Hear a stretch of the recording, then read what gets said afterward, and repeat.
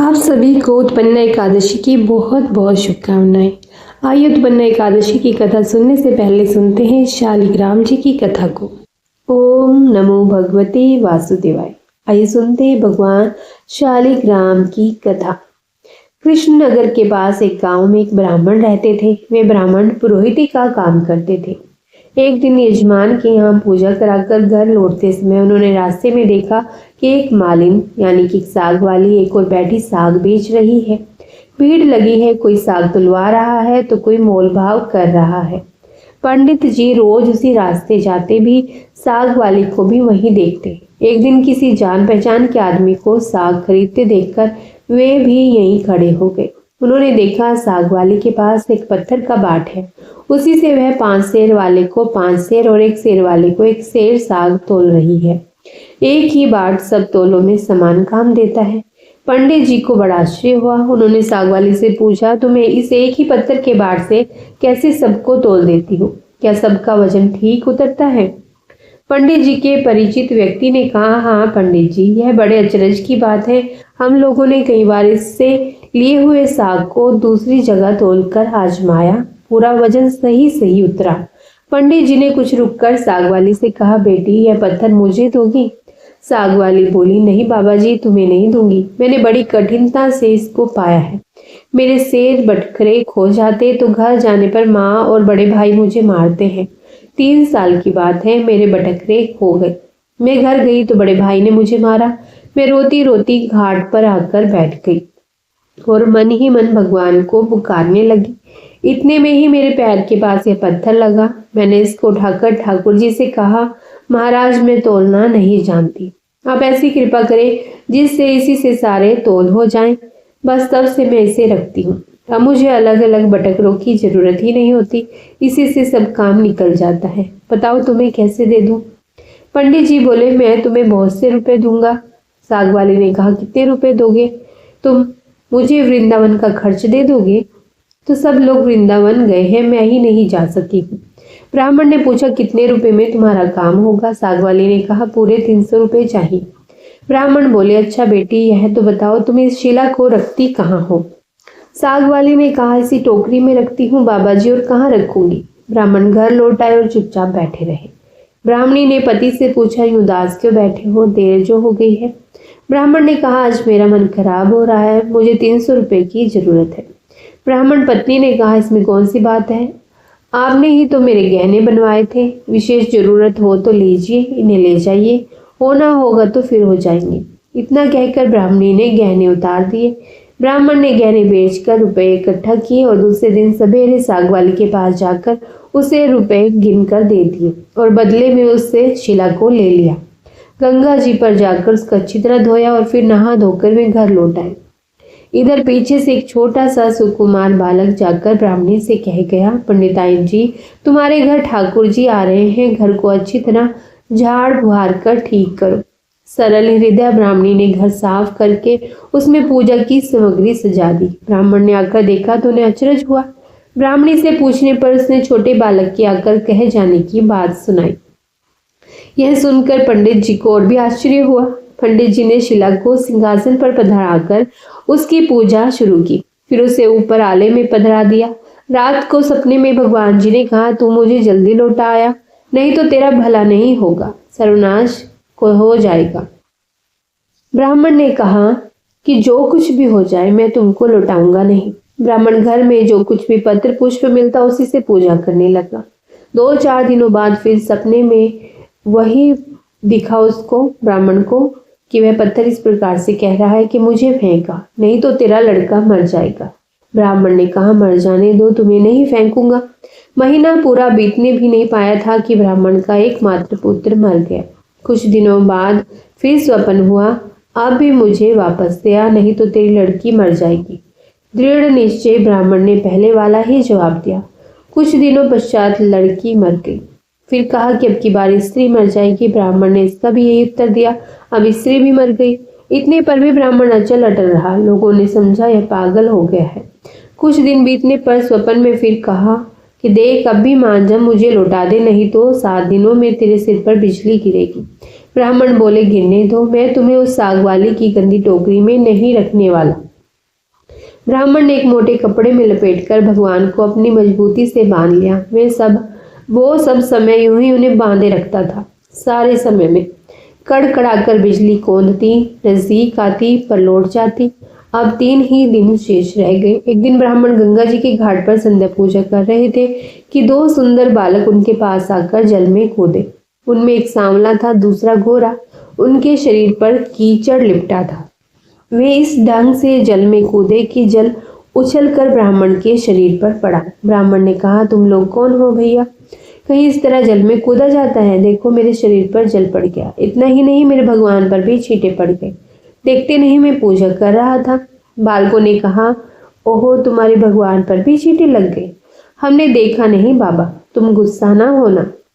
पंडित जी ने कहा, नहीं भैया, गुस्सा कहाँ होता हूँ। बताओ तो तुम किसके लड़के हो? ऐसा सुंदर रूप तो मैंने कभी भी नहीं देखा। कहाँ रहते हो भैया? आह, कैसी अमृत घुली मीठी बोली है तुम्हारी। बालकों ने कहा, बाबा हम तो यहीं रहते हैं। पंडित जी बोले, भैया क्या फिर कभी मैं तुम लोगों को देख सकूंगा? बच्चों ने कहा, क्यों नहीं बाबा, पुकारते ही हम आ जाएंगे। पंडित जी के नाम पूछने पर उन्होंने कहा, हमारा कोई एक नाम नहीं है, जिसका जो मन होता है उसी नाम से हमें पुकारने लगते हैं। सांवला लड़का इतना कहकर चला, तो मुरली जरूरत हो तो इसे बजा लेना। तो उसने पंडित जी को मुरली दी। बजाते ही हम लोग आ जाएंगे, ऐसा कहा।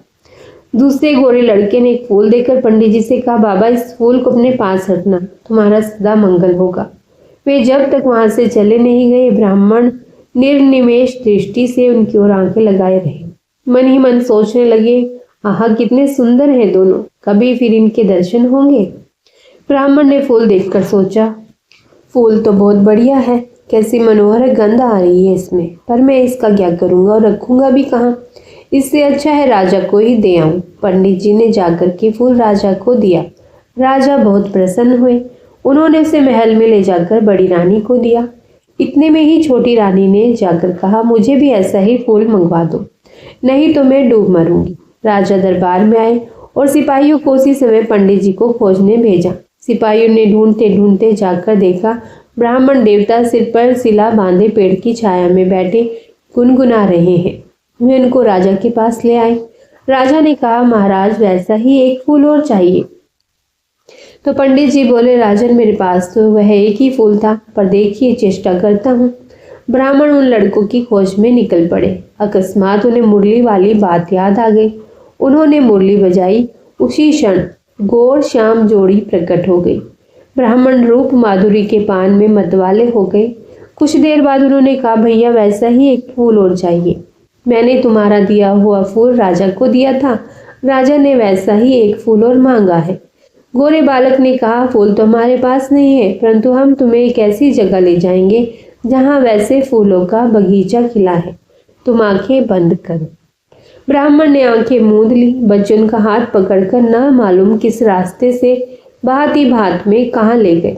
एक जगह पहुंचकर ब्राह्मण ने आंखें खोली, देखकर मुग्ध हो गए। बड़ा सुंदर स्थान है, चारों ओर सुंदर सुंदर वृक्षलता आदि पुष्पों की मधुर गंध से सुशोभित है।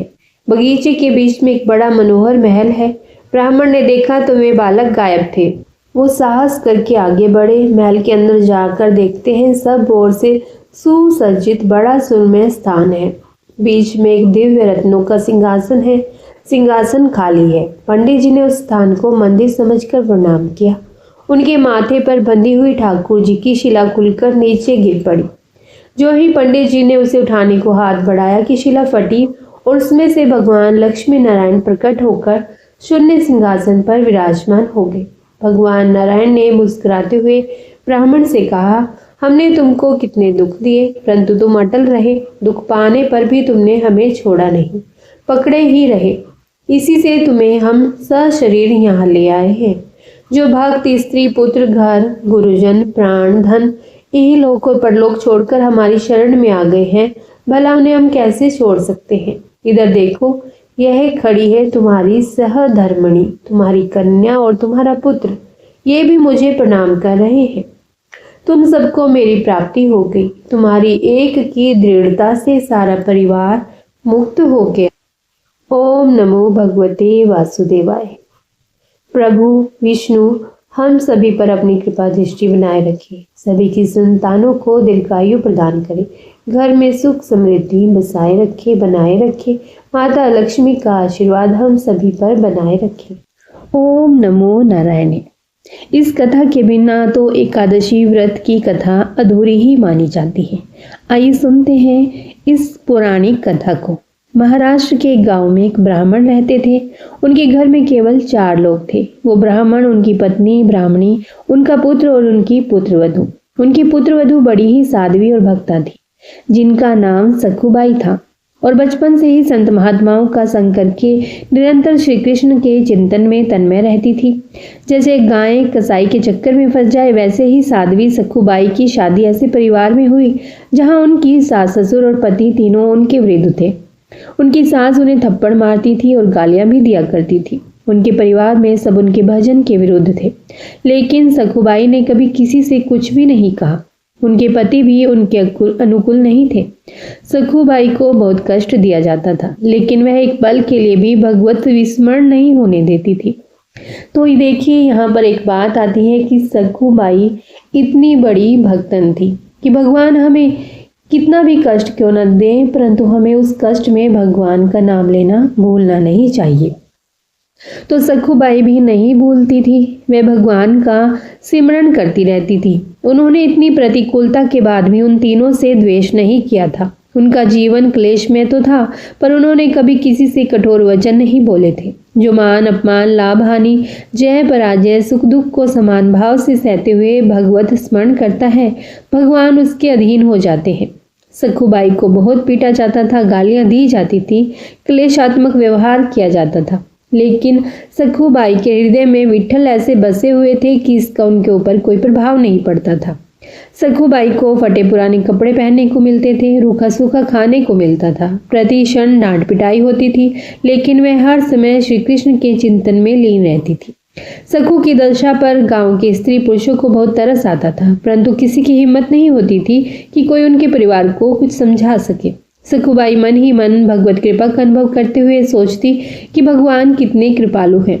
मेरे श्री कृष्ण, यदि मेरे पति, सास या ससुर मुझसे प्रेम करते होते तो श्री कृष्ण के प्यार में बाधा पड़ जाती। एक दिन किसी पड़ोसन ने सखुबाई से पूछा कि तुम इतना दुख भोग रही हो, क्या तुम्हारे मायके में कोई भी नहीं है? कोई खबर लेने भी नहीं आता, ना कोई तुम्हारा सहयोग करता। सखु ने हंसते हुए कहा, जानती हो मेरा मायका कहाँ है? पंढरपुर में। और मेरे मायके वाले कौन है जानती हो? विठ्ठल जी और रुक्मिणी जी और सखी, उनका बहुत बड़ा परिवार है, असंख्य संतानें हैं।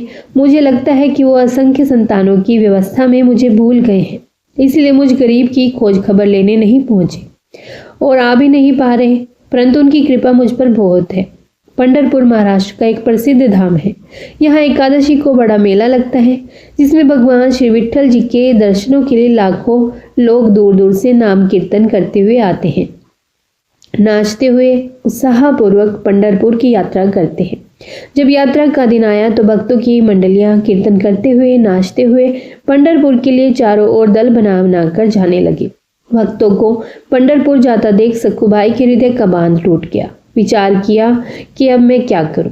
मेरे प्रीतम का ऐसा बड़ा उत्सव हो रहा है, यदि मैं सास से पूछूंगी तो पिटाई होगी। उन्होंने सोचा, सास ससुर पति कोई जाने तो देगा ही नहीं। सखुबाई को पानी भरने के लिए हर रोज कृष्णा नदी के पास जाना होता था। उन्होंने घड़ा लिया और कृष्णा नदी में जल भरने के बहाने घर से निकल पड़ी। प्रेमी भक्तों के संकीर्तन दल को देखकर सखु के हृदय में प्रेम उमड़ा। पंढरपुर जाने की प्रबल इच्छा करके उन्होंने घड़ा वहीं रख दिया और वह भक्तों की मंडली में चली गई।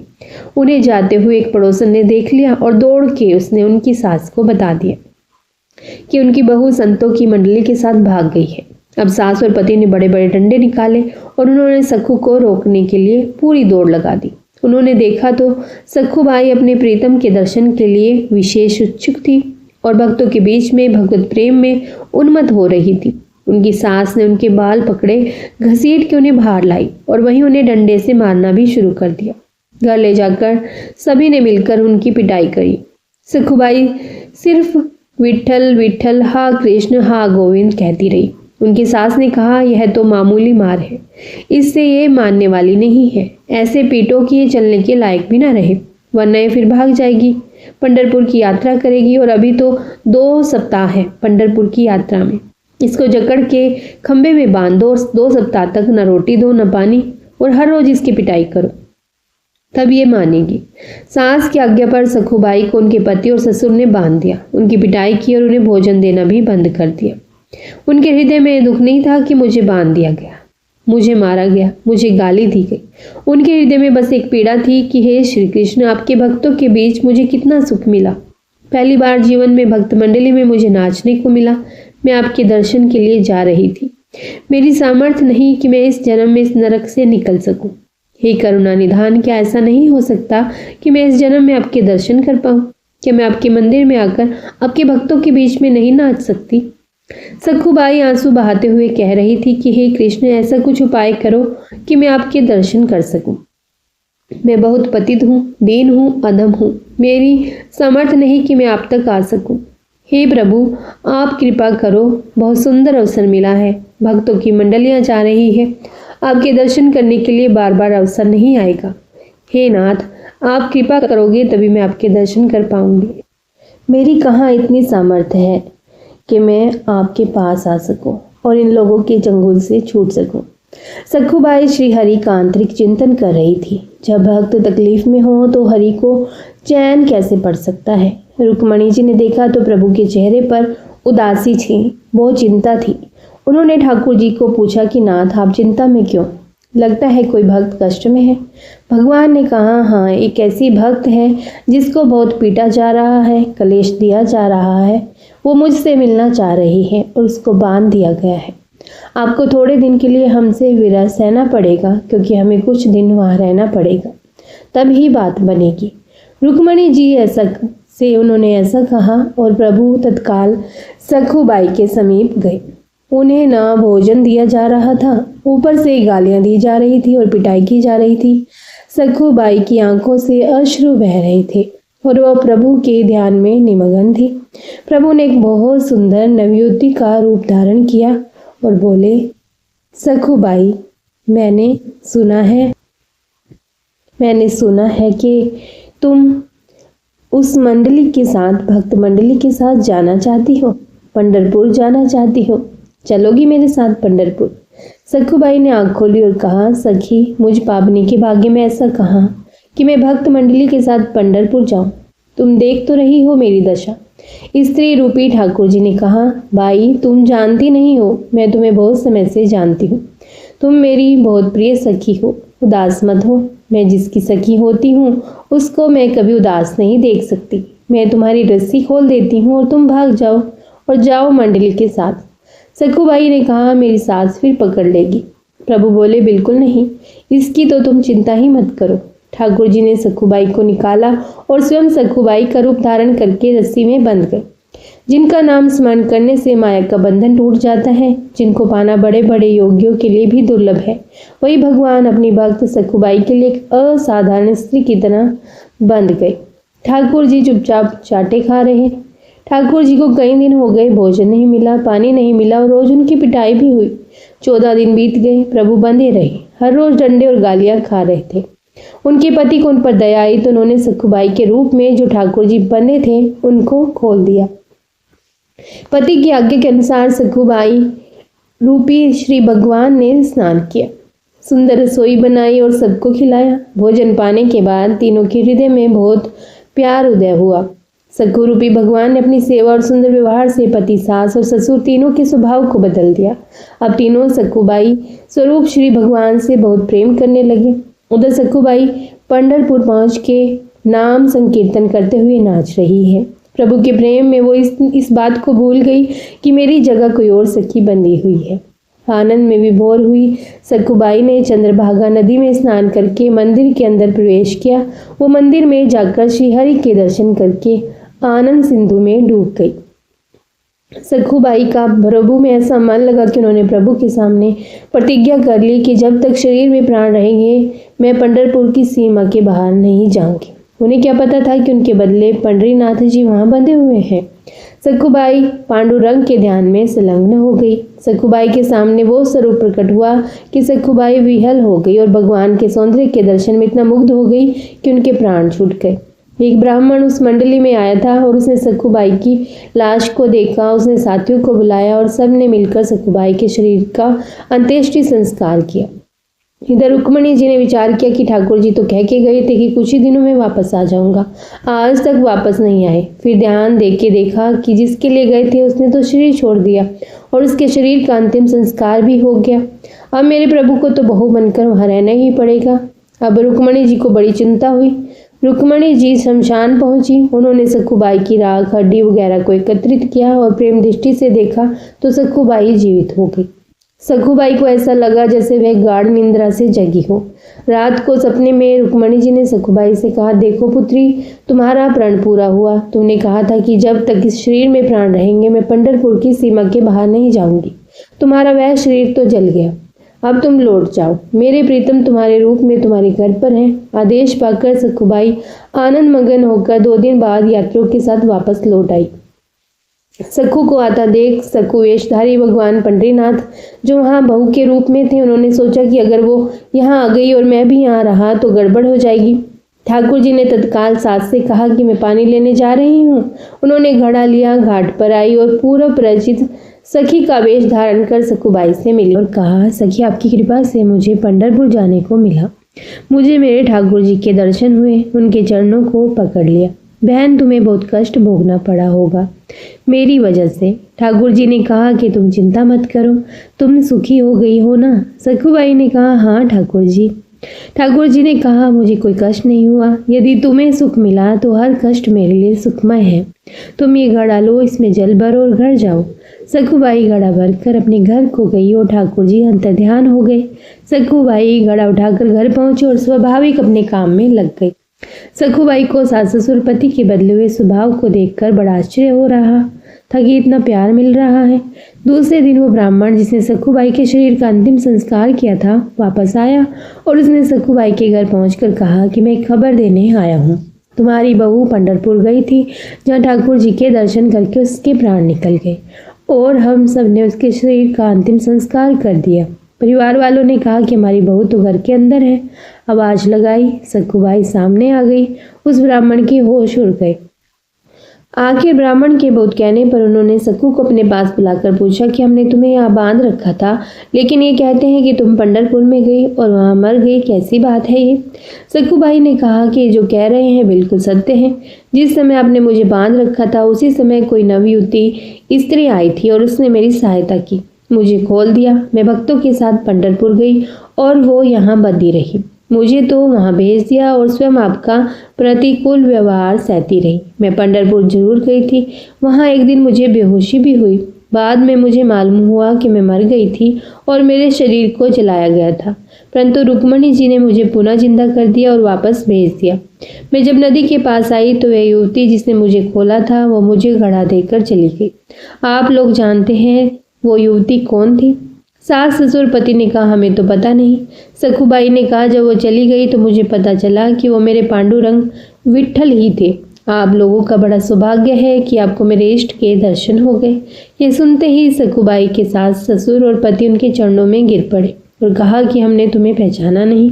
हमारे घर में ऐसी परम भक्त परम साध्वी रहती है जिसके अधीन श्री भगवान है। हमने तुम्हें बहुत सताया, हम पर कृपा करो। संत सखुबाई ने सास ससुर पति को भी भक्ति का उपदेश दिया। तीनों भजन परायण होकर सखुबाई की कृपा से भगवत धाम को प्राप्त हुए। ओम नमो नारायण। ये थी सखुबाई की कथा। आइए सुनते हैं अब एकादशी व्रत की कथा। आइए आरंभ करते हैं। जय श्री गणेश। श्री सूत जी ने कहा कि हे ऋषियों, इस व्रत का वृतांत और उत्पत्ति प्राचीन काल में भगवान कृष्ण ने अपने परम भक्त युधिष्ठिर से कही थी, वही मैं तुमसे कहता हूँ। एक समय युधिष्ठिर ने भगवान से पूछा था कि एकादशी व्रत किस विधि से किया जाता है और उसका क्या फल प्राप्त होता है। उपवास के दिन जो भी क्रिया की जाती है आप कृपा करके मुझसे कहिए। यह वचन सुनकर श्री कृष्ण कहने लगे, हे युधिष्ठिर, मैं तुमसे एकादशी के व्रत का महात्म्य कहता हूँ, सुनो। सर्वप्रथम हेमंत ऋतु में मार्गशीर्ष कृष्ण एकादशी से इस व्रत को प्रारंभ किया जाता है। दशमी को सायंकाल भोजन के बाद अच्छी प्रकार से दातुन करें ताकि अन्न का अंश मुंह में रह न जाए। रात्रि को भोजन कदापि न करें, ना ही अधिक बोले। एकादशी के दिन प्रातः 4 बजे उठकर सबसे पहले व्रत का संकल्प कर ले। इसके पश्चात शौच आदि से निवृत्त होकर शुद्ध जल से स्नान करें। व्रत करने वाला चोर, पाखंडी, पर स्त्रीगामी, निंदक, मिथ्याभाषी तथा किसी भी प्रकार के पापी व्यक्ति से बात न करे। स्नान के पश्चात धूप, दीप, नैवेद्य आदि 16 चीजों से भगवान का पूजन करें और रात को दीपदान करें। रात्रि में सोना या प्रसंग नहीं करना चाहिए। सारी रात भजन कीर्तन आदि करना चाहिए। जो कुछ पहले जाने अनजाने में पाप हो गए हों उनकी क्षमा मांगनी चाहिए। धर्मात्मा पुरुषों को कृष्ण और शुक्ल दोनों पक्षों की एकादशियों को समान समझना चाहिए। जो मनुष्य इन सभी विधि के अनुसार एकादशी का व्रत करते हैं उन्हें शंख उद्धार तीर्थ में स्नान करके भगवान के दर्शन करने से जो फल प्राप्त होता है वह एकादशी व्रत के 16वें भाग के भी समान नहीं है। व्यतिपात के दिन दान देने का लाख गुना फल होता है। संक्रांति से 4 लाख गुना तथा सूर्य चंद्र ग्रहण में स्नान दान से जो पुण्य प्राप्त होता है वही पुण्य एकादशी के दिन व्रत करने से मिलता है। अश्वमेध यज्ञ करने से 100 गुना तथा 1 लाख तपस्वियों को 60 वर्ष तक भोजन कराने से 10 गुना, 10 ब्राह्मणों अथवा 100 ब्रह्मचारियों को भोजन कराने से 1000 गुना पुण्य भूमिदान करने से होता है। उससे 1000 गुना पुण्य कन्यादान से प्राप्त होता है। इससे भी 10 गुना पुण्य विद्यादान करने से होता है। विद्यादान से 10 गुना पुण्य भूखे को भोजन कराने से होता है। अन्नदान के समान इस संसार में कोई ऐसा कार्य नहीं जिससे देवता और पितर दोनों तृप्त होते हों, परंतु एकादशी के व्रत का पुण्य सबसे अधिक होता है। 1000 यज्ञों से भी अधिक इसका फल होता है। इस व्रत का प्रभाव देवताओं को भी दुर्लभ है। रात्रि को भोजन करने वाले को उपवास का आधा फल मिलता है और दिन में एक बार भोजन करने वाले को भी आधा ही फल प्राप्त होता है। जबकि निर्जल व्रत रखने वाले का महात्म्य तो देवता भी वर्णन नहीं कर सकते। युधिष्ठिर कहने लगे कि हे भगवान, आपने हजारों यज्ञ और लाख गौदान को भी एकादशी व्रत के बराबर नहीं बताया, सो यह तिथि सब तिथियों से उत्तम कैसे हुई बताइए। भगवान कहने लगे, हे युधिष्ठिर, सतयुग में मूर नाम का दैत्य उत्पन्न हुआ। वह बड़ा बलवान और भयानक था। उस प्रचंड दैत्य ने इंद्र, आदित्य, वसु, वायु, अग्नि आदि सभी देवताओं को पराजित करके भगा दिया। तब इंद्र सहित सभी देवताओं ने भयभीत होकर भगवान शिव से सारा वृतांत कहा और बोले, हे कैलाशपति, मूर दैत्य से भयभीत होकर सब देवता मृत्यु लोक में फिर रहे हैं। तब भगवान शिव ने कहा, हे देवताओं, तीनों लोकों के स्वामी, भक्तों के दुखों का नाश करने वाले भगवान विष्णु की शरण में जाओ, वे ही तुम्हारे दुखों को दूर कर सकते हैं। शिव जी के ऐसे वचन सुनकर सभी देवता क्षीर सागर में पहुंचे। वहां भगवान को शयन करते देख हाथ जोड़कर उनकी स्तुति करने लगे कि हे देवताओं द्वारा स्तुति करने योग्य प्रभु, आपको बारंबार नमस्कार है। देवताओं की रक्षा करने वाले मधुसूदन, आपको नमस्कार है। आप हमारी रक्षा करें।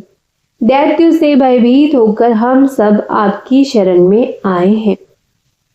आप इस संसार के कर्ता, माता पिता, उत्पत्ति और पालन करता और संहार करने वाले हैं। सबको शांति प्रदान करने वाले हैं। आकाश और पाताल भी आप ही हैं।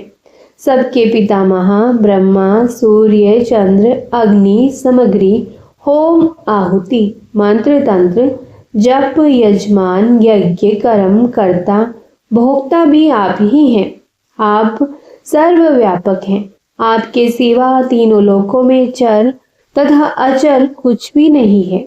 हे भगवान, दैत्यों ने हमको जीतकर स्वर्ग से भ्रष्ट कर दिया है और हम सब देवता इधर उधर भागे भागे फिर रहे हैं। आप उन दैत्यों से हम सबकी रक्षा करें। इंद्र के ऐसे वचन सुनकर भगवान विष्णु कहने लगे कि हे इंद्र, ऐसा मायावी दैत्य कौन है जिसने सब देवताओं को जीत लिया है? उसका नाम क्या है? उसमें कितना बल है और किसके आश्रय में है तथा उसका स्थान कहाँ है? यह सब मुझसे कहो। भगवान के ऐसे वचन सुनकर इंद्र बोले, भगवान, प्राचीन समय में एक नाड़ी जंग नामक राक्षस था। उसके पराक्रमी और लोक विख्यात मूर नाम का एक पुत्र हुआ। उसकी चंद्रावती नाम की नगरी है। उसी ने सब देवताओं को स्वर्ग से निकालकर वहां अपना अधिकार जमा लिया है। उसने इंद्र, अग्नि, वरुण, यम, वायु, ईश, चंद्रमा, नैऋत्य आदि सबके स्थान पर अधिकार कर लिया है। सूर्य बनकर स्वयं ही प्रकाश करता है, स्वयं ही मेघ बन बैठा है और सबसे अजय है। हे असुर निकंदन, उस दुष्ट को मारकर देवताओं को अजय बनाइए। यह वचन सुनकर भगवान ने कहा, हे देवताओं, मैं शीघ्र ही उसका संहार करूंगा। तुम चंद्रावती नगरी जाओ। इस प्रकार कहकर भगवान सहित सभी देवताओं ने चंद्रावती नगरी की ओर प्रस्थान किया। उस समय दैत्य मूर सेना सहित युद्ध भूमि में गरज रहा था। उसकी भयानक गर्जना सुनकर सभी देवता भय के मारे चारों दिशाओं में भागने लगे। जब स्वयं भगवान रणभूमि में आए तो दैत्य उन पर भी अस्त्र शस्त्र आयुध लेकर दौड़े। भगवान ने उन्हें सर्प के समान अपने बाणों से बींध डाला। बहुत से दैत्य मारे गए, केवल मूर बचा रहा। वह अविचल भाव से भगवान के साथ युद्ध करता रहा। भगवान जो भी तीक्ष्ण बाण चलाते वह उसके लिए पुष्प सिद्ध होता। उसका शरीर छिन्न भिन्न हो गया, किंतु वह लगातार युद्ध करता रहा। दोनों के बीच मल्लयुद्ध भी हुआ। उनका युद्ध चलता रहा, किंतु मूर नहीं हारा। थक कर भगवान बद्री का आश्रम चले गए। वहां हेमवती नामक सुंदर गुफा थी। उसमें विश्राम करने के लिए भगवान उसके अंदर प्रवेश कर गए। यह गुफा 12 योजन लंबी थी और उसका एक ही द्वार था। विष्णु भगवान वहां योग निद्रा की गोद में सो गए। मूर भी पीछे पीछे आ गया और भगवान को सोया देखकर मारने को उद्यत हुआ। तभी भगवान के शरीर से उज्जवल कांतिमय रूप वाली देवी प्रकट हुई। देवी ने राक्षस मूर को ललकारा और उसके साथ युद्ध किया और उसे तत्काल मौत के घाट उतार दिया। श्री हरि जब योग निद्रा की गोद से उठे तो सब बातों को जानकर उस देवी से कहा कि आपका जन्म एकादशी के दिन हुआ है, अतः आप उत्पन्ना एकादशी के नाम से पूजित होंगी। आपके भक्त वही होंगे जो मेरे भक्त हैं। ओम नमो नारायण। यह थी उत्पन्ना एकादशी व्रत की कथा। प्रभु विष्णु आप सभी पर अपनी कृपा दृष्टि बनाए रखे। माता लक्ष्मी आप सभी पर अपनी कृपा बनाए रखे। एकादशी माता की जय। भगवान विष्णु की जय। यदि यह वीडियो आपको अच्छी लगी हो तो इसे लाइक शेयर जरूर कीजिएगा और कमेंट बॉक्स में ओम नमो भगवते वासुदेवाय भी अवश्य ही लिखिएगा।